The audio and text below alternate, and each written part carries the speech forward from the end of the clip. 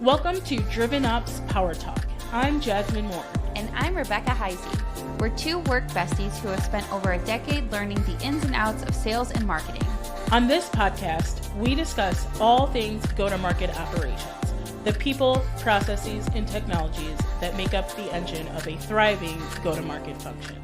Let's get to it. In a recent episode we were talking about, is the MQL dead? And a comment came up about MQLs being a contributor of misalignment between marketing and sales. Yep.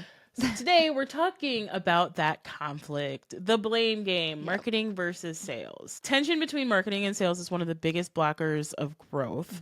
And we're going to talk about it today because so many times marketing is saying sales isn't following up with our leads. Sales is saying marketing isn't delivering the right leads. If this sounds familiar, tune in because we're going to talk about it. Yeah. I think a lot of people can relate to this. I mean, this has been like a long running history, I think, of complications between marketing and sales. It's like the sibling rivalry. We just like can't get along half the time. Yeah. But we need to fix that. It needs to get better. Yeah, because this tension is slowing us down. Yes. It's costly. Yes.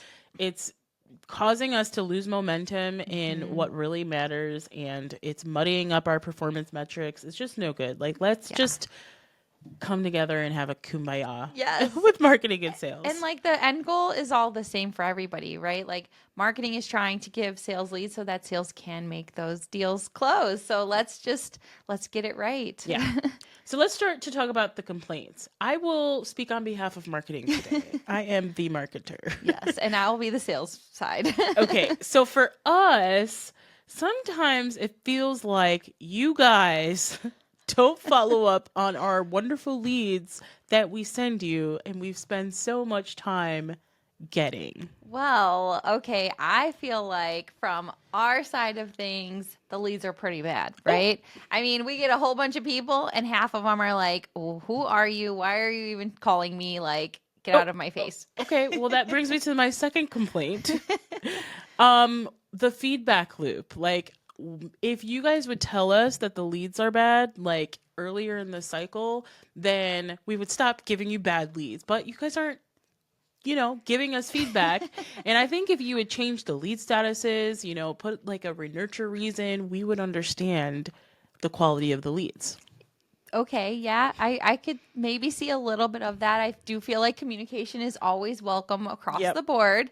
I think that marketing doesn't really get who the real buyer is, though. So, sales is the one that's actually talking to the customer. They understand who the right customer is, and marketing might have a little bit of a disconnect there. Okay. All right. So we're having fun a little bit, but in all seriousness, like these are true complaints. Yeah. Like these are things that we hear all the time. Why do we think, and it's like finger pointing, right? So like, why do we think, what's the crux of the issue of this finger pointing? I think it starts at the misalignment in the definition of success. Like before we start a strategic motion and start getting leads and get that engine running, we should align on what is success. What is an MQL? And I think that is missing in a lot of organizations. And then like to your point, there is not really always a good feedback loop. So sales does really need to have those communications and explain to them like, okay, here's what we think is a good person to move forward with the funnel, not, maybe what we've been getting. Because if you don't have that communication and you don't have that understanding, you're just going to keep repeating the same cycle. So, and it's hard for marketing to also grow from that because they might be thinking, well, we're capturing these people. Yeah. Like it looks like we're getting good people to come in and maybe fill out forms and do different things, but they might not be ready to buy yet. Yeah. I like to have two levels of feedback with in regards to sales telling marketing what they thought about the campaign, the leads. One, in your CRM, make it easy and enable your team to send that feedback. And this is usually done via lead statuses. Most lead statuses should be automated, but when it comes to a point of disqualifying a lead, sending them back to marketing, it's very important that sales has a way to communicate that. You should have a pick list of different reasons of why they're disqualifying the leads, because what that is doing is sending marketing data on the quality of the specific campaigns. So that's one level that I like.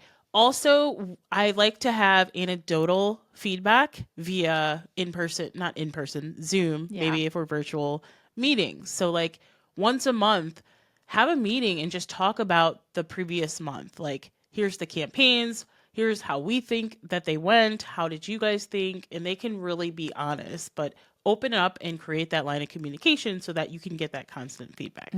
Definitely. So another reason why I think that a lot of finger pointing happens is we're not sharing the same view of what a customer journey is. So a lot of the times marketing is defining like, okay, well, this is a lead, this is an MQL, this is an SQL, this is an SQO, and so on. And sales is just supposed to fall in line. Like you have to have a shared view of that entire journey. And again, that comes back to at the top of the motion, just sit down together and define that. Yep, definitely. So aside from finger pointing, having misalignment really costs you and the business as well. So when you're not aligned and you don't have a common goal that you're both trying to target, or just a sense of what marketing needs to do in order for sales to continue that progression, it slows down pipeline velocity and you're just wasting time on campaigns that aren't going anywhere essentially. So those things are like really important. Again, it kind of comes back to communication, but having an overall mapped out goal of what makes sense for both teams so that you can hopefully get that quality that you need, not just the quantity of people coming in through the funnel. Yeah, if you have a misalignment in leads and leads aren't being worked, good chances are there's pipeline in those leads that aren't being worked. So you're costing your company now pipeline and revenue and general burnout and frustration because the teams are just not seeing eye to eye. Yeah, exactly. So how can we fix this? Okay, so first we should build a shared funnel. I like to do this in a lot of different ways. You can do it simply, or you can build out a custom funnel in a CRM like Salesforce, whatever it is, build it together and really workshop all of your funnel categories and what they mean together. Build a shared funnel. And then you can define the sales SLA follow up for different types of leads that come in, so that making sure that, you know, if it's a hand raiser, obviously you want that to definitely get in quicker. If it's somebody who maybe came in through like lead scoring or intent, maybe they have a different SLA for that, or a different process in general to follow up with those people. And then also have a set of SLAs. So, and that's from both sides. So the typical SLA of, you know, in sales, if you get a lead, follow up with it within 24 hours. But also there are SLAs that marketing can have. They can have leads that have to meet a minimum fit criteria before they are considered qualified. So have a set of shared SLAs or service level agreements between the two teams, and that will just really enforce the ongoing alignment. And then have regular revenue syncs with both teams in the room. So that's definitely important. I think that a lot of times the sales org is syncing with their team because they just want to talk about the deals that they're closing, and marketing syncs about their team, you know, with their team, just so that they can sync about their goals and what they're hitting. But really that conversation needs to be had together so that you can talk about the complete journey, right? Yeah. And making sure that everyone actually agrees. And if they don't, at least everyone's in their room to be able to raise their hand and say like, hey, we need to discuss this a little bit further. And that will start to help just in general. And then having a centralized handoff place for the data in the CRM. So being able to flag how that person is getting disqualified, or, you know, what's working, what's not, whether that's just like a pick list or whatever you have in Salesforce or your CRM, whatever your CRM is. And don't just do it through Slack. Don't just send it as a one-off. You want to make sure that you can use that data down the road and actually be able to analyze it and say, okay, now we're starting to see a pattern of what's working, what's not working. Yes, please, please, please enable your team with the proper processes and systems within your CRM to provide that feedback so that you can hand off your leads, but also for them to provide that feedback. Use your CRM. It's expensive. Please use it. Yeah. All right. So in closing, let's get it together, people. Yeah. We are friends. We all have the same goal. We want more money. We want more revenue. So let's come together and let's meet. Let's have defined goals. Let's have shared customer journeys. Let's make it happen. Yeah. No more sibling rivalry. Now it's time for coffee talk. Coffee talk.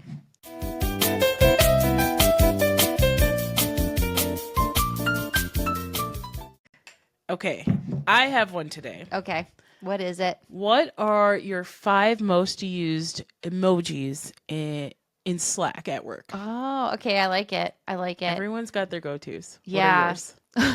It's really sad, but the very first one that comes to mind is I don't know if everyone has this because I think you can actually also like add in your own. You can make custom Yeah. ones. So we have one, maybe, I don't know again if this is a custom one or not, but it's the monkey that's banging his head against the glass. Oh, I haven't seen that one. That might be custom. Man, well, we have a like animated one where the monkey is actually banging his head against the glass, and it's like, and I use that one quite often. Wow, I Just didn't sad. expect that. Yeah, that was the first one that came to mind. Sorry. So mine is definitely fire. So like the moving fire emoji. Whenever anyone says anything good, I'm like fire. Yeah, and I always say it in my head like that's fire. Yeah, I'm so corny. So I like that one. I also like the thumbs up one. Yeah, that's like basic, but yeah, it's like a good one that you can acknowledge someone without having to answer them. See, and I feel like that one can be controversial because sometimes I've heard that like even in text messaging when you like use the thumb up, it's almost like dismissive. Like, yeah, cool, okay. You could do it that way too, but so I totally get your logic though, because I do the same thing where it's like you don't need to really say anything else, but I use the heavy check mark for that. So when somebody like says something, I'm like, cool. Wait, heavy? Yes. Is there a light? There's like a regular and then there's like a heavy. It's like a thick check mark. What color is it? It's black. Oh. It's like a bold black check mark. I haven't seen that one. Yeah. I know of the green one. I'm like looking at my emojis right now. I know. It's not, it's definitely the heavy one. At least it is in our, no, it's literally, no, yeah. If you look for heavy, it'll pull up the black check mark. It's the black thick one. Mm-hmm.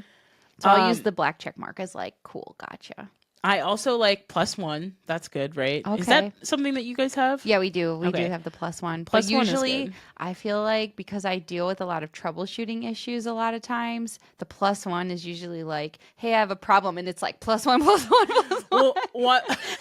That sucks. So then I feel like, oh God, that gives me anxiety. That's annoying.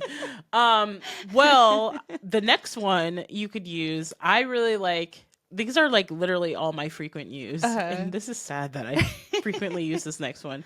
It's a smiley face, but it's upside down. Oh, yeah, I feel that. You're kind of like, okay, well. Like, this is my life. Or the melting face emoji. Yes, that's literally on my frequently used too. Oh man. The other one I use is like the double hand one where you're like, cool, good job guys, or good job people. Like never seen that one ever. The double in my life. hand one where you're like, I see the one that's like like you give praise or something like thank you is right? That the same thing? Are we talking about the exact same thing but we interpret it completely different? Yeah, it means thank you. It's like 2 hands.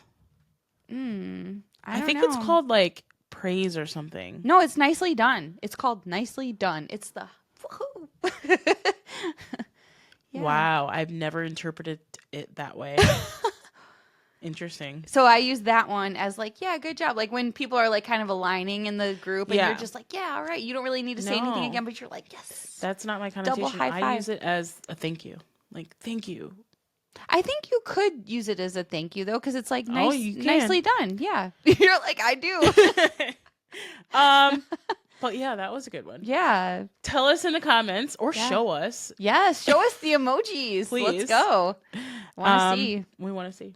All right. Thanks for tuning in. We'll see you next time. Be sure to like, subscribe, and follow us on all social media platforms.